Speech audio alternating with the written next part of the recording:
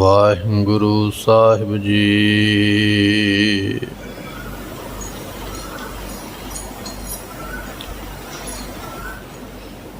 ਜਪ ਤਪ ਸੰਜਮ ਧਰਮ ਨਾ ਕਮਾਇਆ,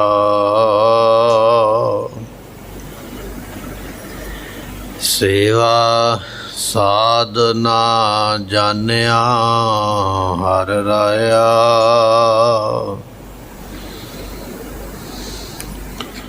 ਕਹੋ ਨਾਨਕ ਹਮ ਨੀਚ ਕਰਮਾ, ਸਰਨ ਪਰੇ ਕੀ ਰਾਖੋ ਸਰਮਾ।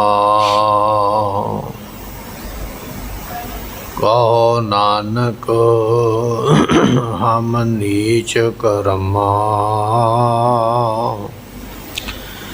ਸਰਨ ਪਰੇ ਕੀ ਰਾਖੋ ਸਰਮਾ। ਭਈ ਪ੍ਰਾਪਤ ਮਾਨੁਖ ਦੇਹੁਰੀਆ, ਗੋਬਿੰਦ ਮਿਲਨ ਕੀ ਇਹ ਹੈ ਤੇਰੀ ਬਰੀਆ। ਅਵਰ ਕਾਜ ਤੇਰੇ ਕਿਤੈ ਨਾ ਕਾਮ, ਮਿਲ ਸਾਧ ਸੰਗਤ ਭਜ ਕੇਵਲ ਨਾਮ।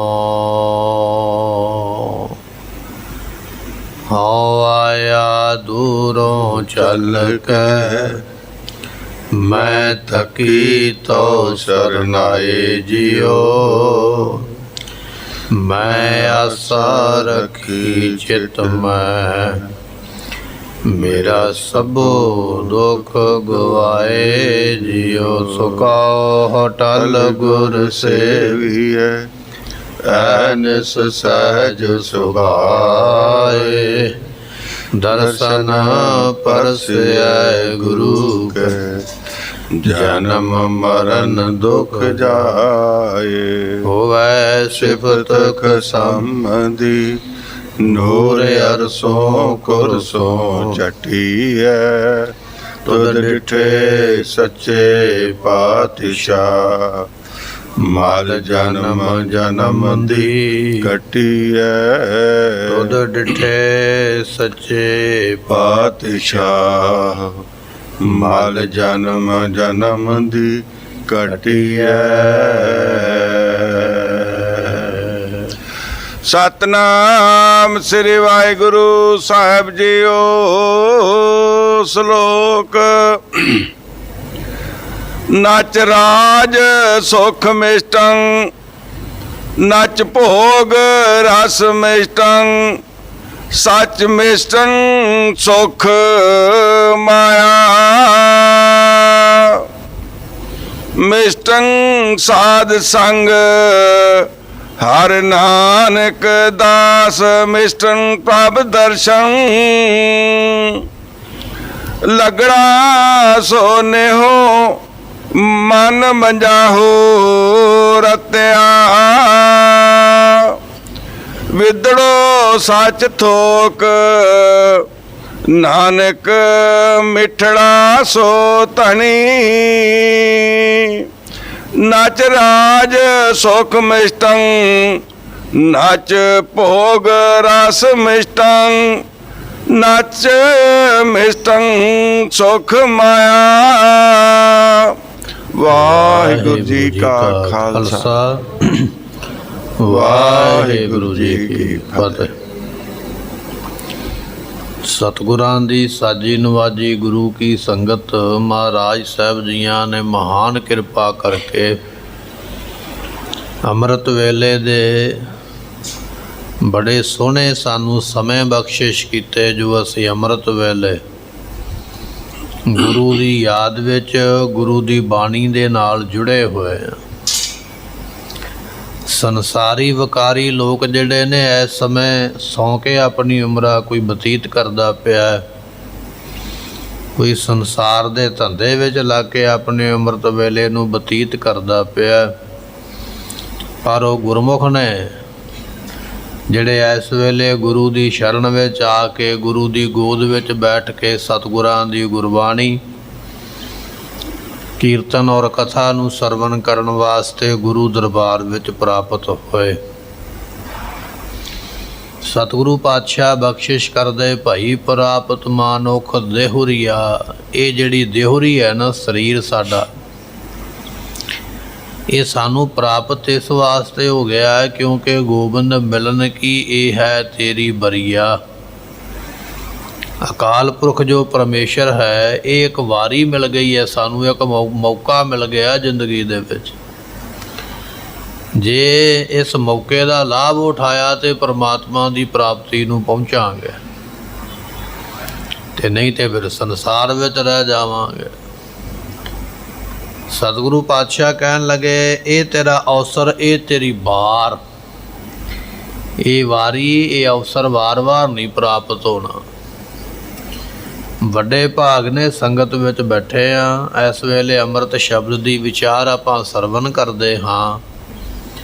ਆਓ ਆਪਣੇ ਮਨ ਦੇ ਧਿਆਨ ਨੂੰ ਟਿਕਾਈਏ, ਭਾਵਨਾ ਦੇ ਨਾਲ ਸਤਿਗੁਰਾਂ ਦੀ ਜੋ ਅੰਮ੍ਰਿਤ ਗੁਰਬਾਣੀ ਹੈ, ਇਸ ਦੀ ਵਿਚਾਰ ਨੂੰ ਸਰਵਣ ਕਰਕੇ ਵੱਡਾ ਭਾਰੀ ਲਾਭ ਪ੍ਰਾਪਤ ਕਰੀਏ। ਮਿਲ ਕੇ ਆਖੀਏ ਸਤਿਨਾਮ ਸ੍ਰੀ ਵਾਹਿਗੁਰੂ ਸਾਹਿਬ ਜੀ। ਸਤਿਨਾਮ ਸ੍ਰੀ ਵਾਹਿਗੁਰੂ ਸਾਹਿਬ ਜੀਓ। ਸ਼ਲੋਕ ਨਚ ਰਾਜ ਸੁਖ ਮਿਸ਼ਟੰ, ਨਚ ਭੋਗ ਰਸ ਮਿਸ਼ਟੰ, ਨਚ ਮਿਸ਼ਟੰ ਸੁਖ ਮਾਇਆ। ਸਾਹਿਬ ਗੁਰੂ ਅਰਜਨ ਦੇਵ ਮਹਾਰਾਜ ਜੀ ਅੱਜ 11ਵਾਂ ਸ਼ਲੋਕ ਸਾਨੂੰ ਬਖਸ਼ਿਸ਼ ਕਰ ਰਿਹਾ ਹੈ। ਇਸ ਵਾਰ ਦੇ ਆਪਾਂ 10 ਸ਼ਲੋਕ ਸਰਵਣ ਕਰ ਲਏ ਨੇ। ਇਹ ਵੈਰਾਗਮਈ ਸਤਿਗੁਰਾਂ ਦੀ ਬਾਣੀ ਨਿਤ ਨਵਾਂ ਉਪਦੇਸ਼ ਦੇ ਕੇ ਸਾਨੂੰ ਸੰਸਾਰ ਵੱਲੋਂ ਵੈਰਾਗ ਦਿਵਾਉਂਦੀ ਹੈ, ਸਾਨੂੰ ਸੰਸਾਰ ਦੇ ਮੋਹ ਤੋਂ ਮੁਕਤ ਕਰਦੀ ਹੈ। ਜੋ ਸੰਸਾਰ ਦੇ ਪਦਾਰਥਾਂ ਦੀ ਅਸੀਂ ਇੱਛਾ ਰੱਖੀ ਬੈਠੇ ਹਾਂ, ਮਹਾਰਾਜ ਉਹਦੇ ਬਾਬਤ ਵੀ ਦੱਸਦੇ, ਜਿਹੜੀ ਇੱਛਾ ਕਰਦਾ ਪਿਆ ਪਦਾਰਥ ਨਾਸਵੰਤ ਦੁਨੀਆ ਤੇ ਰਹਿਣੇ। ਐਸਾ ਵੱਡਾ ਗਿਆਨ ਬਖਸ਼ਿਸ਼ ਕਰਦੇ। ਸੋ ਅੱਜ ਦਾ ਸ਼ਲੋਕ ਮਹਾਰਾਜ ਬਖਸ਼ਿਸ਼ ਕਰਦੇ, ਨਾਨਕ ਦਾਸ ਮਿਸ਼ਟੰਗ ਪ੍ਰਭ ਦਰਸ਼ਨੰ। ਜਿਹੜੇ ਪਰਮਾਤਮਾ ਦੇ ਦਾਸ ਨੇ, ਸੇਵਕ ਨੇ, ਉਹਨਾਂ ਨੂੰ ਕੇਵਲ ਤੇ ਕੇਵਲ ਪਰਮਾਤਮਾ ਦਾ ਦਰਸ਼ਨ ਹੀ ਪਿਆਰਾ ਲੱਗਦਾ ਹੈ। ਉਹਦੇ ਤੋਂ ਬਿਨਾ ਮਹਾਰਾਜ ਬਖਸ਼ਿਸ਼ ਕਰਦੇ, ਨਚ ਰਾਜ ਸੁਖ ਮਿਸ਼ਟੰ। ਜਿਹੜਾ ਨਚ ਸ਼ਬਦ ਹੈ ਨਾ, ਨੰਨਾ ਤੇ ਚਚਾ, ਮਹਾਰਾਜ ਨੇ 2 ਸ਼ਬਦ ਇਕੱਠੇ ਕਰਕੇ ਸ਼ਬਦ ਲਿਖਿਆ, 2 ਅੱਖਰ ਇਕੱਠੇ ਕਰਕੇ।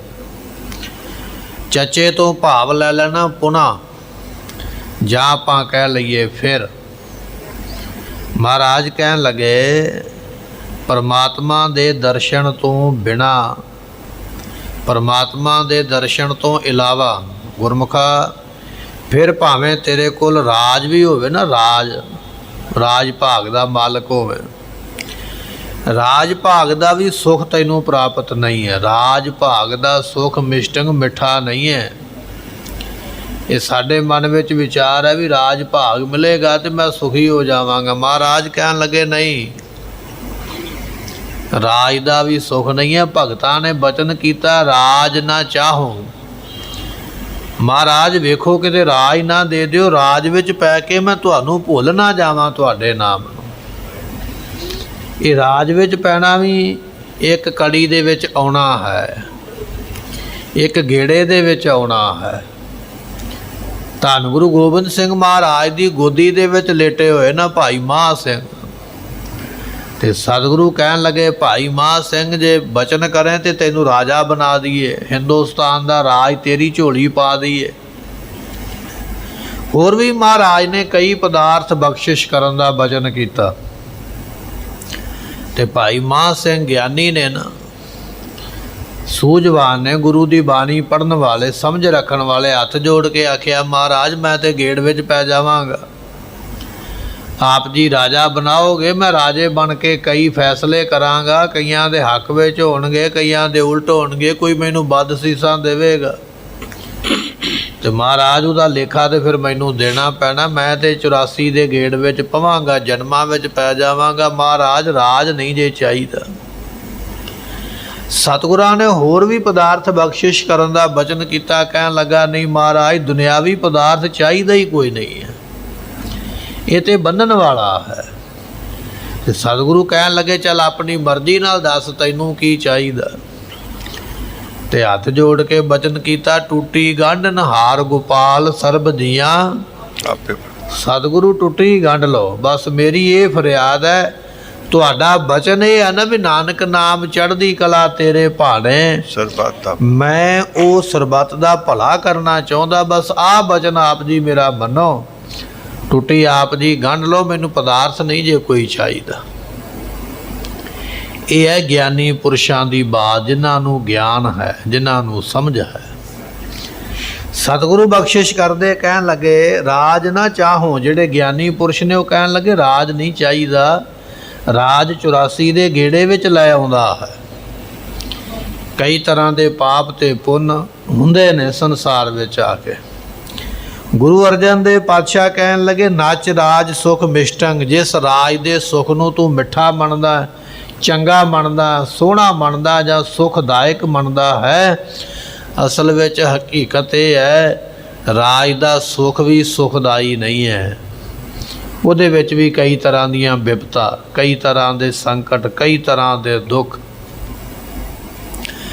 ਬਾਦਸ਼ਾਹ ਸਿਕੰਦਰ ਨੇ ਆਖਿਆ ਨਾ ਕਿਸੇ ਮਹਾਤਮਾ ਨੂੰ, ਕਹਿਣ ਲੱਗਾ ਜੀ ਮੈਂ ਹਿੰਦੁਸਤਾਨ ਜਿੱਤਣ ਚੱਲਿਆ। ਸਾਖੀ ਬੜੀ ਲੰਮੀ ਹੈ। ਮਹਾਤਮਾ ਕਹਿੰਦੇ ਜਿੱਤ ਲਿਆ ਤੇ ਫਿਰ ਕੀ ਕਰੇਗਾ? ਫਿਰ ਅੱਗੇ ਹੋਰ ਦੇਸ਼ ਜਿੱਤਾਂਗਾ, ਫਿਰ ਅੱਗੇ ਹੋਰ ਦੇਸ਼ ਜਿੱਤਾਂਗਾ।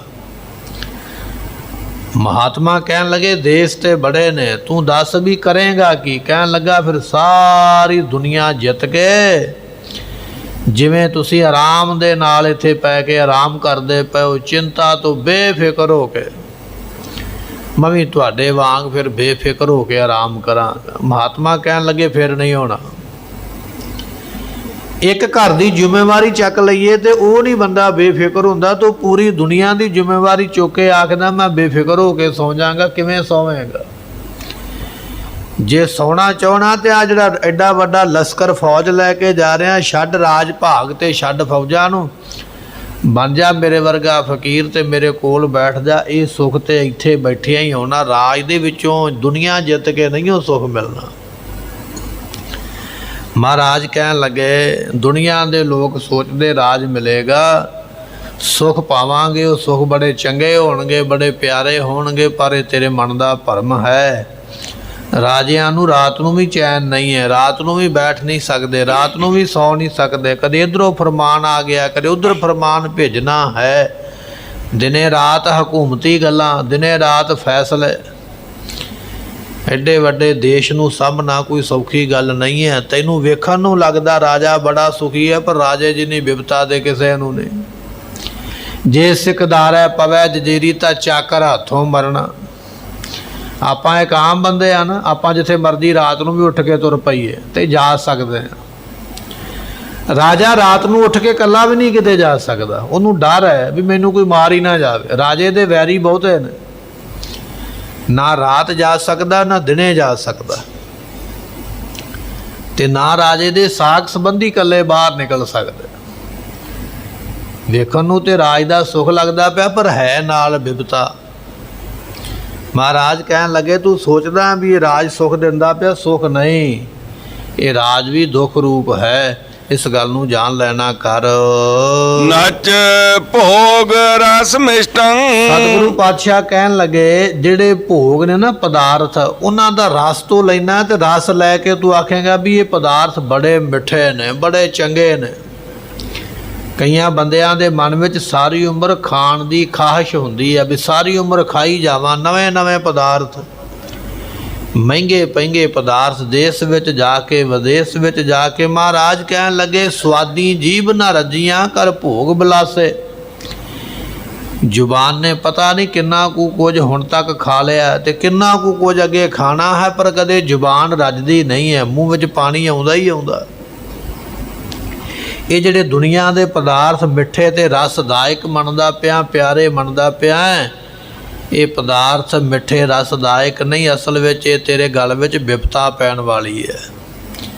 ਇਹਨਾਂ ਪਦਾਰਥਾਂ ਤੋਂ ਕੋਈ ਨਾ ਕੋਈ ਰੋਗ ਲੱਗੇਗਾ, ਕੋਈ ਨਾ ਕੋਈ ਵਿਪਤਾ, ਕੋਈ ਨਾ ਕੋਈ ਬਿਮਾਰੀ ਲੱਗੇਗੀ ਜੋ ਦੁੱਖ ਰੂਪ ਹੋ ਜਾਏਗੀ। ਸਤਿਗੁਰੂ ਪਾਤਸ਼ਾਹ ਕਹਿਣ ਲੱਗੇ, ਦੁਨੀਆ ਨੂੰ ਖਾਂਦਾ ਤੇ ਵੇਖਦਾ ਹੈ, ਦੁਨੀਆ ਬੜੇ ਬੜੇ ਪਦਾਰਥ ਛਕਦੀ ਪਈ ਹੈ, ਮੇਰੇ ਕੋਲ ਮਾਇਆ ਹੋਵੇ ਤੇ ਮੈਂ ਵੀ ਇਹ ਪਦਾਰਥ ਖਰੀਦ ਲਵਾਂ, ਮੈਂ ਵੀ ਇਹਦਾ ਰਸ ਲੈ ਲਵਾਂ। ਦੁਨੀਆ ਨੂੰ ਖਾਂਦਿਆਂ ਤੇ ਦੇਖਦਾ, ਪਰ ਜਦੋਂ ਉਹਨਾਂ ਦਾ ਭੋਗਾਂ, ਉਹਨਾਂ ਦੇ ਭੋਗ ਦਾ ਸਵਾਦ ਦੇਣਾ ਪੈਂਦਾ ਹੈ ਨਾ ਕਿਸੇ ਬਿਮਾਰੀ ਦੇ ਰੂਪ ਦੇ ਵਿੱਚ, ਤੇ ਫਿਰ ਉਸ ਵੇਲੇ ਇਹ ਵਿਚਾਰਦਾ ਹੈ ਕਿ ਮੈਂ ਜੇ ਪਦਾਰਥ ਨਾ ਛਕਦਾ ਤੇ ਚੰਗਾ ਰਹਿੰਦਾ। ਅਮੀਰ ਆਦਮੀ ਨੂੰ ਬਿਮਾਰੀ ਜ਼ਿਆਦਾ ਹੈ, ਗਰੀਬ ਨੂੰ ਘੱਟ ਹੈ। ਉਹਦਾ ਕਾਰਨ ਇਹ ਹੈ ਵੀ ਗਰੀਬ ਜਿਹੜਾ ਅਮੀਰ ਦੇ ਵਾਂਗ ਥਾਵਾਂ ਥਾਵਾਂ ਤੋਂ ਲੈ ਕੇ ਕਈ ਕੁਝ ਖਾ ਨਹੀਂ ਸਕਦਾ।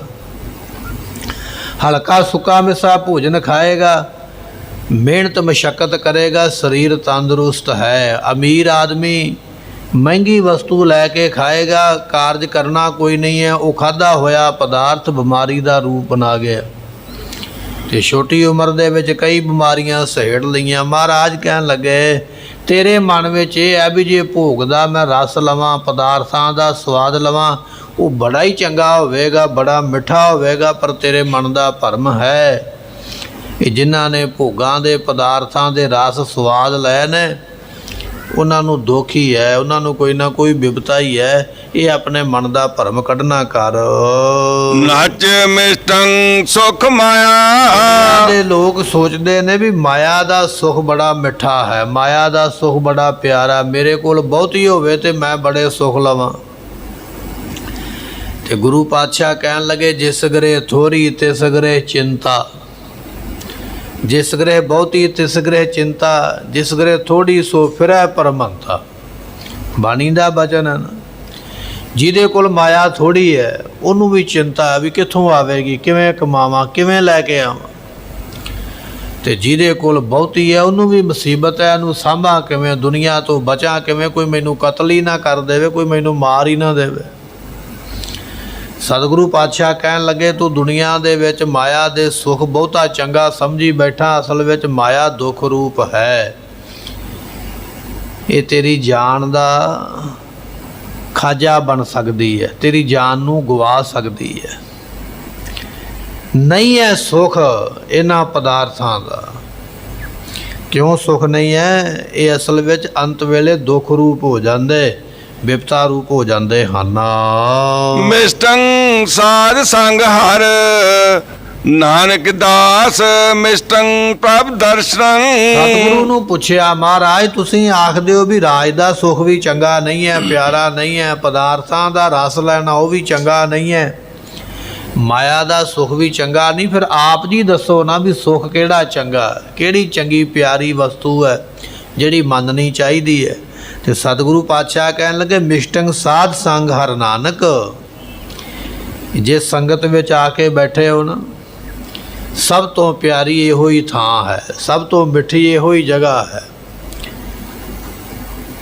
ਮਿਸ਼ਟੰ ਸਾਧ ਸੰਗ, ਜਿਹੜਾ ਸਾਧੂਆਂ ਦਾ ਸੰਗ ਕਰਨਾ, ਸਾਧੂਆਂ ਦੀ ਸੰਗਤ ਕਰਨੀ ਹੈ, ਗੁਰੂ ਕੀ ਸੰਗਤ ਕਰਨੀ ਹੈ, ਗੁਰਬਾਣੀ ਸਰਵਨ ਕਰਨੀ ਹੈ। ਸਤਿਗੁਰੂ ਪਾਤਸ਼ਾਹ ਕਹਿਣ ਲੱਗੇ, ਸਭ ਤੋਂ ਮਿਸ਼ਟੰ ਕਹੀਏ ਪਿਆਰੀ ਵਸਤੂ ਇਹੋ ਹੀ ਹੈ। ਸੰਗਤ ਵਿੱਚ ਬੈਠੇ ਹੋਏ ਸਮੇਂ ਦਾ ਮੁੱਲ ਪਏਗਾ ਰੱਬ ਦੀ ਦਰਗਾਹ ਦੇ ਵਿੱਚ। ਜਿੰਨੇ ਮਿੰਟ ਸੰਗਤ ਵਿੱਚ ਬੈਠਾ ਹੈ ਉਹਨਾਂ ਮੁੱਲ ਇਹ ਤੈਨੂੰ ਪ੍ਰਾਪਤ ਹੋਵੇਗਾ ਜਦੋਂ ਰੱਬ ਦੀ ਦਰਗਾਹ ਵਿੱਚ ਜਾਵੇਂਗਾ। ਇੱਕ ਰਾਜੇ ਨੇ ਇੱਕ ਲੱਕੜਹਾਰੇ ਨੂੰ ਬਾਗ ਦੇ ਦਿੱਤਾ ਚੰਦਨ ਦਾ। ਸਾਖੀ ਹੈ ਕੇਵਲ ਸਮਝਣ ਵਾਸਤੇ। ਚੰਦਨ ਦਾ ਬਾਗ ਦੇ ਕੇ ਲੱਕੜਹਾਰੇ ਨੂੰ ਕਹਿਣ ਲੱਗਾ ਵੀ ਲੈ ਤੈਨੂੰ ਬਾਗ ਦਿੱਤਾ, ਮੌਜ ਕਰ, ਤੈਨੂੰ ਮਾਇਆ ਦੀ ਕਮੀ ਨਹੀਂ ਰਵੇਗੀ। ਤੇ ਕਹਿਣ ਲੱਗੇ ਵੀ ਉਹ ਜਿਹੜਾ ਲੱਕੜਹਾਰਾ ਉਹਨੂੰ ਪਤਾ ਨਹੀਂ ਵੀ ਚੰਦਨ ਦੀ ਲੱਕੜ ਕਿੰਨੀ ਮਹਿੰਗੀ ਹੈ ਜਾਂ ਕਿੰਨਾ ਮੁੱਲ ਦੇ ਸਕਦੀ ਹੈ। ਵਿਚਾਰਾ ਅਗਿਆਨੀ ਬੇਸਮਝ ਹੈ। ਉਹਨੇ ਕੀ ਕੀਤਾ, ਇੱਕ ਛੋਟੀ ਜਿਹੀ ਲੱਕੜ ਕੱਟ ਕੇ ਤੇ ਆਪਣੀ ਕੁਹਾੜੀ ਵਿੱਚ ਦਸਤਾ ਪਾਇਆ ਤੇ ਫਿਰ ਉਸੇ ਕੁਹਾੜੀ ਦੇ ਨਾਲ ਵੱਢ ਵੱਢ ਕੇ ਲੱਕੜਾਂ ਨੂੰ ਸਾੜਦਾ। ਖੇਤ ਵਿੱਚ ਬੈਠਾ, ਬਾਗ ਵਿੱਚ ਹੀ ਬੈਠਾ ਸਾੜ ਲੈਂਦਾ, ਉਹਦੇ ਕੋਇਲੇ ਬਣਾਉਂਦਾ ਤੇ ਕੋਇਲਾ ਜਾ ਕੇ ਬਾਜ਼ਾਰ ਵਿੱਚ ਵੇਚਦਾ। ਕੋਈ 1 ਪੈਸਾ ਦਿੰਦਾ, ਕੋਈ 2 ਪੈਸੇ ਦਿੰਦਾ, ਕੋਈ 5 ਪੈਸੇ।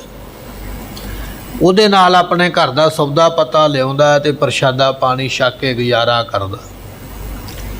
ਗੁਰਮੁਖੋ ਕਰਦਿਆਂ ਕਰਦਿਆਂ ਇੱਕ ਦਿਨ ਬਾਗ ਸਾਰਾ ਹੀ ਇਸ ਨੇ ਸਾੜ ਕੇ ਕੋਇਲਾ ਬਣਾ ਕੇ ਹੌਲੀ ਹੌਲੀ ਕਰਕੇ ਬਾਜ਼ਾਰ ਵਿੱਚ ਵੇਚ ਦਿੱਤਾ। ਅੱਜ ਸਾਰਾ ਬਾਗ ਖਾਲੀ ਹੋ ਗਿਆ। ਪਹਿਲਾਂ ਤੇ ਖੇਤ ਵਿੱਚ ਬੈਠਾ ਝੂਰਦਾ ਵੀ ਹੁਣ ਲੱਕੜ ਹੀ ਹੈ ਨਹੀਂ ਤੇ ਕੋਇਲਾ ਕਿੱਥੋਂ ਬਣਾਵਾਂ ਤੇ ਕੀ ਕਰਾਂਗਾ। ਫਿਰ ਉਦਾਸ ਜਿਹਾ ਹੋ ਕੇ ਉਹੀ ਕੁਹਾੜੀ ਮੋਢੇ ਤੇ ਰੱਖੀ ਤੇ ਜਿਹੜੇ ਬਾਣੀਏ ਕੋਲ ਜਾ ਕੇ ਕੋਇਲਾ ਵੇਚਦਾ ਸੀ ਨਾ, ਉਹਦੇ ਕੋਲ ਜਾ ਕੇ ਉਦਾਸ ਜਿਹਾ ਹੋ ਕੇ ਬੈਠ ਗਿਆ। ਬਾਣੀਏ ਨੇ ਪੁੱਛਿਆ ਕੀ ਗੱਲ ਹੈ, ਜੇ ਕੋਇਲਾ ਲੈ ਕੇ ਨਹੀਂ ਆਇਆ? ਕਹਿਣ ਲੱਗਾ ਕੋਇਲਾ ਕਿੱਥੋਂ ਲਿਆਵਾਂ, ਲੱਕੜੀ ਨਹੀਂ ਹੈ, ਮੁੱਕ ਗਈ ਸਾਰੀ, ਮੈਂ ਕੋਇਲੇ ਬਣਾ ਕੇ ਸਾੜ ਕੇ ਤੇ ਸਾਰੀ ਵੇਚ ਦਿੱਤੀ ਹੈ। ਬਾਣੀਆ ਜਦੋਂ ਕੋਲ ਦੀ ਲੰਘਣ ਲੱਗਾ ਤੇ ਉਹ ਜਿਹੜਾ ਲੱਕੜੀ ਨੂੰ ਦਸਤਾ ਪਾਇਆ ਸੀ ਨਾ ਚੰਦਨ ਦਾ, ਵੱਢ ਕੇ ਉਹਨੂੰ ਖੁਸ਼ਬੂ ਆ ਗਈ। ਬਾਣੀਆ ਜਾਣਕਾਰ ਸੀ। ਇਸ ਗਰੀਬ ਲੱਕੜਹਾਰੇ ਦੇ ਹੱਥੋਂ ਉਸਨੇ ਕੁਹਾੜੀ ਫੜੀ ਤੇ ਦਸਤੇ ਨੂੰ ਨੇੜੇ ਨੱਕ ਦੇ ਕਰਕੇ ਸੁੰਘਿਆ ਤੇ ਉਹ ਜਾਣ ਗਿਆ ਵੀ ਇਹ ਤੇ ਚੰਦਨ ਦੀ ਰੁੱਖ ਦਾ ਇਹ ਦਸਤਾ ਹੈ। ਬੜਾ ਹੈਰਾਨ ਹੋਇਆ ਬਾਣੀਆ। ਕਹਿਣ ਲੱਗਾ ਛੱਡ ਬਾਕੀ ਕੋਇਲੇ ਦੀਆਂ ਗੱਲਾਂ, ਤੂੰ ਮੂੰਹੋਂ ਕੀਮਤ ਮੰਗ, ਕਿੰਨੀ ਚਾਹੀਦੀ ਹੈ ਮੈਨੂੰ ਆ ਦਸਤਾ ਦੇ ਦੇ। ਜਿੰਨੀ ਤੂੰ ਮੂੰਹੋਂ ਮੰਗੇਗਾ ਮੈਂ ਉਨੇ ਪੈਸੇ ਤੈਨੂੰ ਦੇਵਾਂਗਾ। ਲੱਕੜਹਾਰਾ ਬੜਾ ਹੈਰਾਨ ਹੈ। ਕਹਿਣ ਲੱਗਾ ਇਸ ਦਸਤੇ ਵਿੱਚ ਕੀ ਐਸੀ ਖਾਸੀਅਤ ਹੈ ਵੀ ਬਾਣੀਆਂ ਅੱਗੇ ਤੇ 1 ਪੈਸਾ 2 ਪੈਸੇ ਕੋਇਲੇ ਦੇ ਦਿੰਦਾ, ਅੱਜ ਕਹਿੰਦਾ ਮੂੰਹੋਂ ਕੀਮਤ ਮੰਗ। ਲੱਕੜਹਾਰੇ ਨੇ ਪੁੱਛ ਹੀ ਲਿਆ। ਕਹਿਣ ਲੱਗਾ ਵੀ ਇਸ ਲੱਕੜ ਵਿੱਚ ਕਿਹੜੀ ਖਾਸੀਅਤ ਹੈ ਤੂੰ ਮੂੰਹੋਂ ਮੰਗੇ ਪੈਸੇ ਦੇਣ ਨੂੰ ਤਿਆਰ ਹੈ? ਬਾਣੀਆਂ ਕਹਿਣ ਲੱਗਾ ਦੁਨੀਆ ਦੀ ਲੱਕੜ ਦੇ ਵਿੱਚੋਂ ਸਭ ਤੋਂ ਮਹਿੰਗੀ ਲੱਕੜ ਇਹ ਹੈ ਜਿਹੜੀ ਤੇਰੀ ਕੁਹਾੜੀ ਦੇ ਦਸਤੇ ਵਿੱਚ ਹੈ। ਇਹਦਾ ਕੀਮਤ ਕੋਈ ਦੁਨੀਆ ਤੇ ਦੇ ਨਹੀਂ ਸਕਦਾ। ਲੱਖਾਂ ਦੇ ਰੂਪ ਦੇ ਵਿੱਚ ਇਹਦੀ ਵਿਕਰੀ ਹੁੰਦੀ ਹੈ। ਤੂੰ ਮੂੰਹੋਂ ਜਿੰਨੇ ਵੀ ਮੰਗੇਗਾ ਮੈਂ ਦੇਵਾਂਗਾ। ਜਦੋਂ ਇਹ ਗੱਲ ਸੁਣੀ ਤੇ ਲੱਕੜਹਾਰਾ ਰੋਣ ਲੱਗ ਪਿਆ। ਪੁੱਛਿਆ ਬਾਣੀਏ ਨੇ ਰੋਂਦਾ ਕਿਉਂ ਹੈ? ਕਹਿਣ ਲੱਗਾ ਮੈਨੂੰ ਤੇ ਪਤਾ ਹੀ ਨਹੀਂ। ਮੈਨੂੰ ਤੇ ਰਾਜੇ ਨੇ ਇਹ ਬਾਗ ਦਿੱਤਾ ਸੀ ਇਸ ਲੱਕੜ ਦਾ, ਮੈਨੂੰ ਸਮਝ ਨਾ ਹੋਣ ਕਰਕੇ ਮੈਂ ਸਾਰੀਆਂ ਲੱਕੜਾਂ ਸਾੜ ਕੇ ਕੋਇਲਾ ਕਰ ਬੈਠਾ। ਇੱਕ ਦਸਤਾ ਹੀ ਬਚਿਆ ਤੇ ਤੂੰ ਮੈਨੂੰ ਮੂੰਹੋਂ ਮੰਗੀ ਕੀਮਤ ਦਿੰਦਾ। ਮੈਂ ਸੋਚਦਾ ਹਾਂ ਜੇ ਅੱਜ ਮੇਰੇ ਕੋਲ ਬਾਗ ਬਚਿਆ ਹੁੰਦਾ ਤੇ ਮੈਂ ਕਿੱਡਾ ਵੱਡਾ ਅੱਜ ਸ਼ਾਹੂਕਾਰ ਹੁੰਦਾ, ਕਿੰਨੇ ਅੱਜ ਮੇਰੇ ਕੋਲ ਪੈਸੇ ਹੁੰਦੇ। ਗੁਰਮੁਖੋ ਇਹ ਹੈ ਦੁਨੀਆ ਦੀ ਉਦਾਹਰਨ। ਇਹਦੇ ਵਿੱਚ ਸਾਨੂੰ ਸਿਧਾਂਤ ਕੀ ਮਿਲਿਆ, ਸਾਨੂੰ ਸਿੱਖਿਆ ਕੀ ਮਿਲੀ ਹੈ? ਪਰਮਾਤਮਾ ਅਕਾਲ ਪੁਰਖ ਨੇ ਸਾਨੂੰ ਜਿਹੜੇ ਸਾਹ ਦਿੱਤੇ ਨੇ ਨਾ, ਅਸੀਂ ਲੈਂਦੇ ਹਾਂ ਸਵਾਸ ਲੈਂਦੇ ਹਾਂ, ਇਹ ਪਰਮਾਤਮਾ ਨੇ ਸਵਾਸਾਂ ਦਾ ਬਾਗ ਦਿੱਤਾ ਸਾਨੂੰ। ਉਹਨੇ ਆਖਿਆ ਜਾ ਭਾਈ ਤੈਨੂੰ ਬਾਗ ਦਿੱਤਾ ਸਾਹਾਂ ਦਾ, ਆਪਣੀ ਮੌਜ ਕਰ। ਤੇ ਅਸੀਂ ਉਹ ਜਿਹੜੇ ਸਾਹ ਨੇ ਨਾ ਘਰਦਿਆਂ ਕੰਮਾਂ ਦੇ ਵਿੱਚ, ਧੰਦਿਆਂ ਦੇ ਵਿੱਚ, ਵਕਾਰੀ ਗੱਲਾਂ ਵਿੱਚ, ਪੁੱਠੇ ਸਿੱਧੇ ਕੰਮਾਂ ਵਿੱਚ ਸਾਰੇ ਸਾਹ ਹੀ ਖਰਚ ਦਿੱਤੇ ਤੇ ਥੋੜ੍ਹੇ ਬਹੁਤੇ ਸਵਾਸ ਅਸੀਂ ਸੰਗਤ ਵਿੱਚ ਲੈ ਇੱਥੇ ਬੈਠ ਕੇ ਆ ਕੇ ਕਥਾ ਸੁਣਦੇ ਹਾਂ, ਕੀਰਤਨ ਸੁਣਦੇ ਹਾਂ। ਥੋੜ੍ਹੇ ਬਹੁਤੇ ਅੱਧਾ ਘੰਟਾ, ਕੋਈ 15 ਮਿੰਟ ਬੈਠਾ, ਕੋਈ 5 ਮਿੰਟ ਬੈਠਾ, ਕੁਝ ਸਵਾਸ ਅਸੀਂ ਸੰਗਤ ਵਿੱਚ ਬੈਠ ਕੇ ਵੀ ਪ੍ਰਾਪਤ ਕੀਤੇ। ਤੇ ਜਦੋਂ ਇਹ ਸਰੀਰ ਛੱਡ ਕੇ ਧਰਮਰਾਜ ਰੂਪੀ ਬਾਣੀਏ ਕੋਲ ਜਾਵਾਂਗੇ ਨਾ ਤੇ ਧਰਮਰਾਜ ਨੇ ਵੇਖਣਾ ਵੀ ਬਾਕੀ ਤੇ ਸਾਹ ਇਹਦੇ ਸਾਰੇ ਕੋਇਲਾ ਹੀ ਬਣ ਗਿਆ। ਨਿੰਦਿਆ ਕਰਦਿਆਂ, ਚੁਗਲੀ ਕਰਦਿਆਂ, ਕਮਾਈ ਕਰਦਿਆਂ, ਕਈ ਤਰ੍ਹਾਂ ਦੀਆਂ ਠੱਗੀਆਂ ਕਰਦਿਆਂ, ਫਰੇਬ ਕਰਦਿਆਂ, ਬਾਕੀ ਤੇ ਸਾਰੇ ਸਾਹ ਇਹਨੇ ਕੋਇਲਾ ਕਰ ਲਏ ਨੇ। ਪਰ ਜਿਹੜੇ ਸਾਹ ਇਹਨੇ ਸੰਗਤ ਵਿੱਚ ਲਏ ਨੇ ਉਹ ਚੰਦਨ ਦੀ ਲੱਕੜ ਵਰਗੇ ਨੇ। ਜਦੋਂ ਉਹਨਾਂ ਸਾਹਾਂ ਦਾ ਸਾਨੂੰ ਮੁੱਲ ਮਿਲੇਗਾ ਨਾ ਰੱਬ ਦੇ ਦਰਬਾਰ ਦੇ ਵਿੱਚ, ਵੀ ਸੰਗਤ ਵਿੱਚ ਤੂੰ ਇੰਨੇ ਸਵਾਸ ਲਏ ਨੇ, ਤੇ ਜਦੋਂ ਉਹਦੀ ਕੀਮਤ ਸਾਨੂੰ ਮਿਲੇਗੀ ਫਿਰ ਅਸੀਂ ਉੱਥੇ ਬੈਠ ਕੇ ਝੂਰਾਂਗੇ। ਜੇ ਮੈਨੂੰ ਪਹਿਲਾਂ ਪਤਾ ਹੁੰਦਾ ਮੈਂ ਸੰਗਤ ਤੋਂ ਬਾਹਰ ਹੀ ਕਿਉਂ ਜਾਂਦਾ। ਇੱਕ ਵਾਰੀ ਆਖੀਏ ਸਤਨਾਮ ਸ੍ਰੀ ਵਾਹਿਗੁਰੂ। ਲੱਕੜਹਾਰਾ ਕਹਿੰਦਾ ਜੇ ਮੈਨੂੰ ਪਹਿਲਾਂ ਪਤਾ ਹੁੰਦਾ ਮੈਂ ਲੱਕੜਾਂ ਸਾੜ ਕੇ ਕੋਇਲਾ ਕਿਉਂ ਬਣਾਉਂਦਾ, ਮੈਂ ਲੱਕੜਾਂ ਹੀ ਵੇਚਦਾ ਤੇ ਅਮੀਰ ਹੋ ਜਾਂਦਾ। ਫਿਰ ਸਾਡੇ ਵਰਗੇ ਉੱਥੇ ਕਹਿਣਗੇ ਜੇ ਸਾਨੂੰ ਪਤਾ ਹੁੰਦਾ ਸੰਗਤ ਕਾ ਗੁਣ ਬਹੁ ਅਧਿਕਾਈ ਪੜ ਸੂਆ ਗਣਕ ਉਧਾਰੇ। ਜੇ ਮੈਨੂੰ ਇਹ ਪਤਾ ਹੁੰਦਾ ਵੀ ਸੰਗਤ ਦਾ ਗੁਣ ਏਡਾ ਵੱਡਾ ਹੁੰਦਾ ਹੈ, ਸੰਗਤ ਵਿੱਚ ਬੈਠਣ ਦਾ ਲਾਭ ਇੰਨਾ ਵੱਡਾ ਹੁੰਦਾ ਹੈ, ਤੇ ਮੈਂ ਆਪਣੇ ਸਾਰੇ ਸਾਹ ਸੰਗਤ ਵਿੱਚ ਹੀ ਲੈਂਦਾ। ਮੈਂ ਇਹਨਾਂ ਸਾਹਾਂ ਨੂੰ ਬਾਹਰ ਸੰਸਾਰ ਦੇ ਕੰਮਾਂ ਦੇ ਵਿੱਚ ਲਾ ਕੇ ਕਿਉਂ ਬਰਬਾਦ ਕਰਦਾ, ਕਿਉਂ ਕੋਇਲੇ ਵਾਂਗ ਸਾੜਦਾ। ਅਵਰ ਕਾਜ ਤੇਰਾ ਕਿਤੈ ਨਾ ਕਾਮ, ਮਿਲ ਸਾਧ ਸੰਗਤ ਭਜ ਕੇਵਲ ਨਾਮ। ਤਾਂ ਮਹਾਰਾਜ ਨੇ ਸਤਿ ਸ੍ਰੀ ਅਕਾਲ। ਤਾਂ ਮਹਾਰਾਜ ਸਾਹਿਬ ਜੀਆਂ ਨੇ ਸਾਨੂੰ ਇਹ ਥਾਵਾਂ ਥਾਵਾਂ ਤੇ ਸਿੱਖਿਆ ਦਿੱਤੀ ਹੈ। ਗੁਰਮੁਖਾ ਸਮਝ ਉਦੋਂ ਪਵੇਗੀ, ਪਰ ਉਸ ਵੇਲੇ ਤੇਰਾ ਸਮਾਂ ਹੱਥੋਂ ਨਿਕਲ ਜਾਏਗਾ, ਫਿਰ ਤੂੰ ਲੱਕੜ ਹਾਰੇ ਦੇ ਵਾਂਗ ਪਛਤਾਉਂਦਾ ਹੀ ਰਵੇਂਗਾ। ਤੇ ਮਹਾਰਾਜ ਕਹਿਣ ਲੱਗੇ ਫਿਰ ਪਛਤਾਵਾ, ਫਿਰ ਕੋਈ ਫਾਇਦਾ ਨਹੀਂ ਹੈ, ਫਿਰ ਤੇ ਲਾਭ ਹੀ ਕੋਈ ਨਹੀਂ ਹੈ। ਸਤਿਗੁਰੂ ਪਾਤਸ਼ਾਹ ਕਹਿਣ ਲੱਗੇ ਮਿਸ਼ਟੰਗ ਸਾਧ ਸੰਗ ਹਰ ਨਾਨਕ।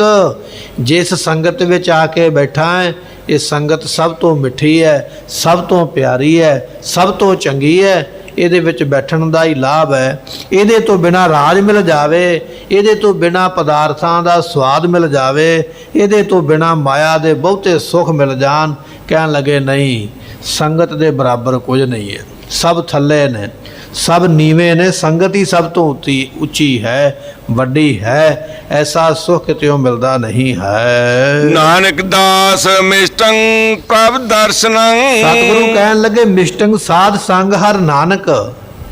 ਸਾਧੂਆਂ ਦੀ ਸੰਗਤ ਸਭ ਤੋਂ ਮਿੱਠੀ ਹੈ।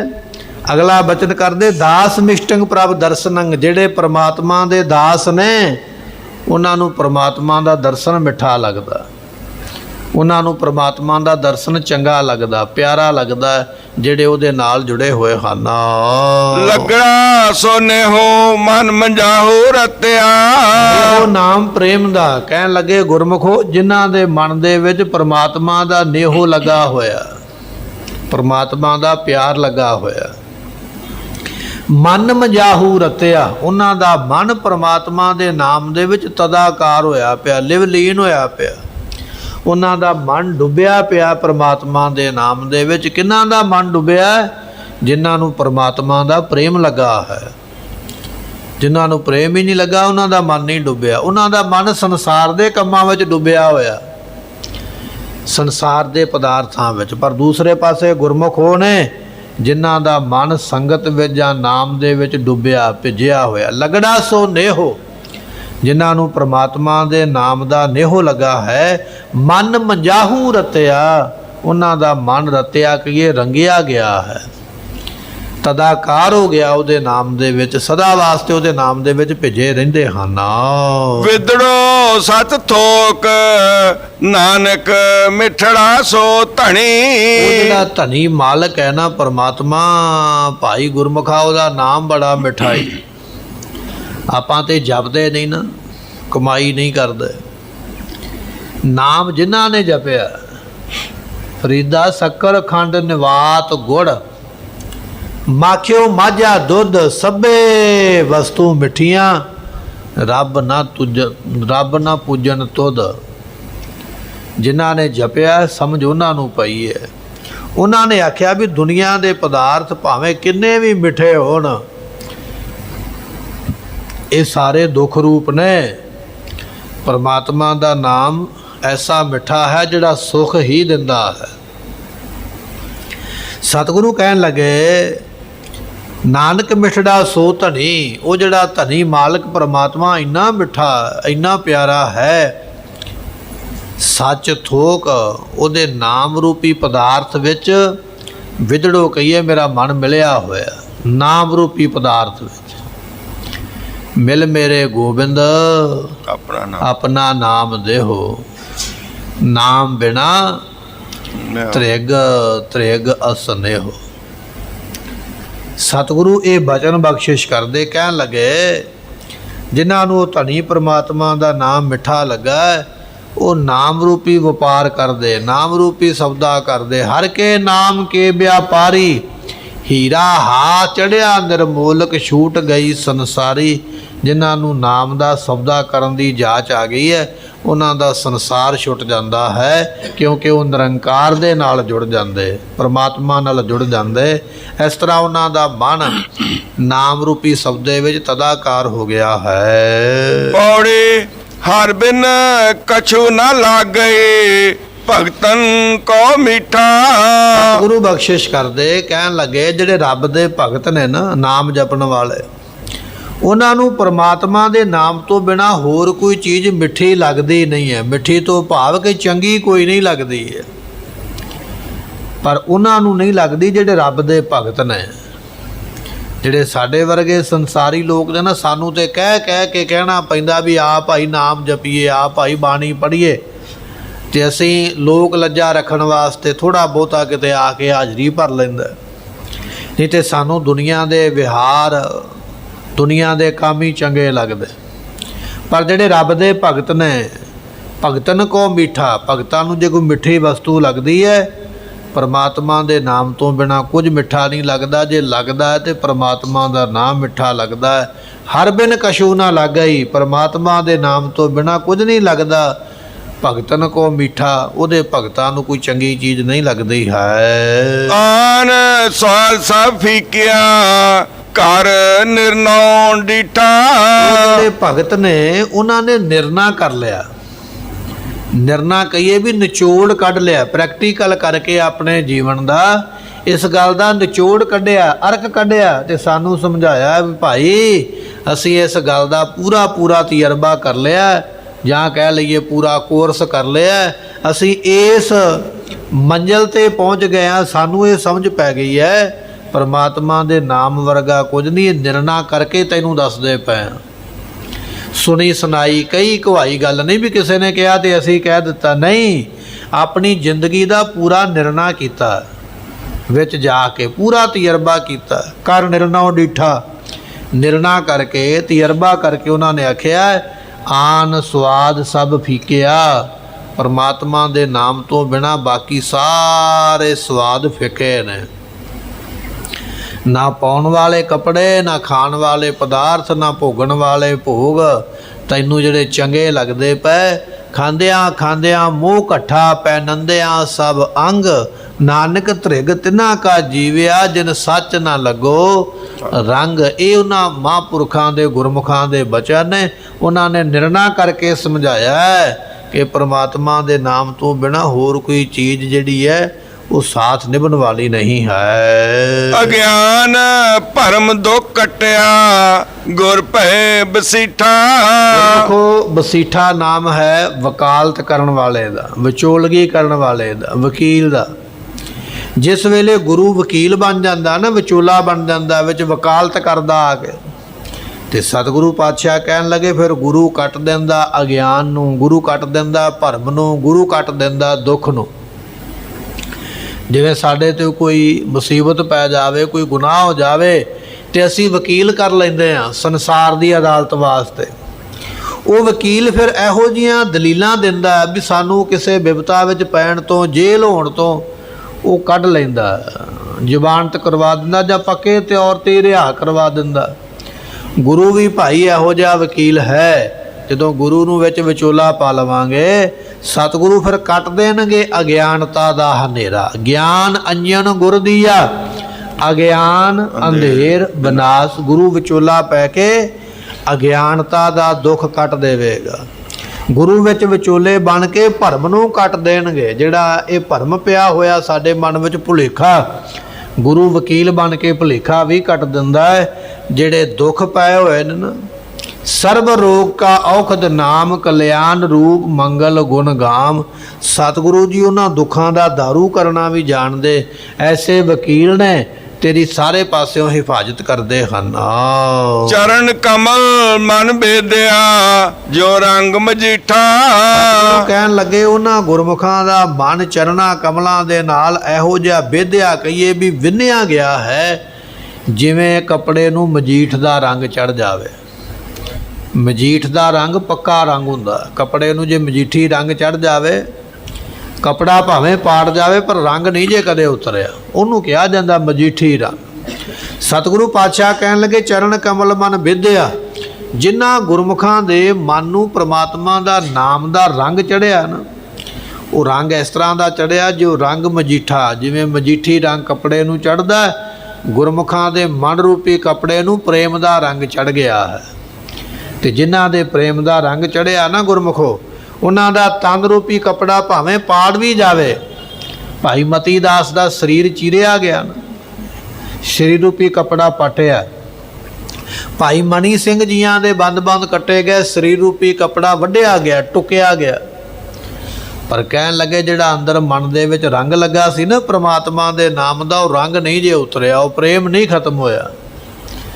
ਇਸ ਤਰ੍ਹਾਂ ਉਹਨਾਂ ਗੁਰਮੁਖਾਂ ਦੇ ਮਨ ਨੂੰ ਪੱਕਾ ਰੰਗ ਨਾਮ ਦਾ ਚੜ੍ਹਦਾ, ਜਿਹੜਾ ਕਦੇ ਵਾਸਤੇ ਉਤਰਦਾ ਨਹੀਂ ਹੈ। ਜਿਉ ਪ੍ਰਾਣ ਤਨ ਮਨ ਪ੍ਰਭੂ ਬਿਨਸੇ ਸਭ ਝੂਠਾ। ਜਿਹੜਾ ਪ੍ਰਭੂ ਪਰਮਾਤਮਾ ਹੈ ਉਹ ਸਾਡੇ ਜੀਉ ਕਹੀਏ ਆਤਮਾ ਦੇ ਵਿੱਚ, ਸਾਡੇ ਪ੍ਰਾਣਾਂ ਵਿੱਚ, ਸਾਡੇ ਮਨ ਦੇ ਵਿੱਚ, ਸਾਡੇ ਤਨ ਦੇ ਵਿੱਚ ਉਹੀ ਵਸਿਆ ਹੋਇਆ, ਉਹ ਪਰਮਾਤਮਾ ਹੀ ਸਮਾਇਆ ਹੋਇਆ। ਬਿਨਸੇ ਸਭ ਝੂਠਾ। ਇਹ ਜਿਹੜੇ ਦੁਨੀਆ ਦੇ ਪਦਾਰਥ, ਦੁਨੀਆ ਦੇ ਖਿਆਲ, ਦੁਨੀਆ ਦੇ ਮੋਹ, ਦੁਨੀਆ ਦੀਆਂ ਵਸਤੂਆਂ ਸਮਝ ਪੈ ਗਈਆਂ, ਇਹ ਸਾਰੀਆਂ ਝੂਠੀਆਂ ਤੇ ਬਿਨਸ ਜਾਣ ਵਾਲੀਆਂ, ਨਾਸ ਹੋ ਜਾਣ ਵਾਲੀਆਂ। ਪਰ ਇਹ ਸਮਝ ਉਦੋਂ ਪਈ ਹੈ ਜਦੋਂ ਸਤਿਗੁਰੂ ਮਨ ਦੇ ਵਿੱਚ ਵਸ ਗਏ, ਤਨ ਦੇ ਵਿੱਚ ਵਸ ਗਏ, ਪ੍ਰਾਣਾਂ ਵਿੱਚ ਵਸ ਗਏ, ਆਤਮਾ ਵਿੱਚ ਵਸ ਗਏ। ਕਹਿ ਲਈਏ ਕਿ ਸਾਰੇ ਥਾਵਾਂ ਤੇ ਜਦੋਂ ਉਹ ਆ ਕੇ ਆਪ ਪ੍ਰਕਾਸ਼ਮਾਨ ਹੋਏ ਤੇ ਸਾਰੇ ਜਿਹੜੇ ਦੁਨੀਆ ਦੇ ਪਦਾਰਥ ਨੇ ਝੂਠੇ ਲੱਗਣ ਲੱਗ ਪਏ। ਉਹਨਾਂ ਦਾ ਮੋਹ ਮਨ ਵਿੱਚੋਂ ਬਿਨਸ ਗਿਆ, ਖਤਮ ਹੋ ਗਿਆ। ਇਹ ਸਤਿਗੁਰਾਂ ਨੇ ਅੰਮ੍ਰਿਤ ਵੇਲੇ ਦੀ ਕਿਰਪਾ ਕੀਤੀ ਹੈ। ਗੁਰੂ ਰਹਿਮਤ ਕਰੇ, ਉਪਦੇਸ਼ ਹਿਰਦੇ ਵਸੇ, ਸਾਡਾ ਭਲਾ ਹੋਵੇ। ਦੁਨੀਆ ਦੇ ਮੋਹ ਤੋਂ, ਦੁਨੀਆ ਦੇ ਪਦਾਰਥਾਂ ਵੱਲੋਂ ਸਤਿਗੁਰੂ ਜੀ ਸਾਨੂੰ ਹੱਥ ਦੇ ਕੇ ਬਚਾ ਕੇ ਆਪਣੇ ਨਾਮ ਦਾ ਰੰਗ, ਨਾਮ ਦਾ ਪ੍ਰੇਮ ਬਖਸ਼ਿਸ਼ ਕਰਨੀ, ਅਰਦਾਸ ਕਰਨੀ। ਦਿਓ ਸੱਜਣ ਅਸੀਸੜੀਆਂ, ਜੋ ਵੈਸਾ ਵਿਸਿਓ ਮੇਲ। ਚਰਨ ਕਮਲ ਮਨ ਬੇਦਿਆ ਜਿਉ ਰੰਗ ਮਜੀਠਾ। ਜਿਉ ਪ੍ਰਾਨ ਤਨ ਮਨ ਪ੍ਰਭੂ ਬਿਨਸੇ ਸਭ ਝੂਠਾ। ਵਾਹਿਗੁਰੂ ਜੀ ਕਾ ਖਾਲਸਾ, ਵਾਹਿਗੁਰੂ ਜੀ ਕੀ ਫਤਿਹ।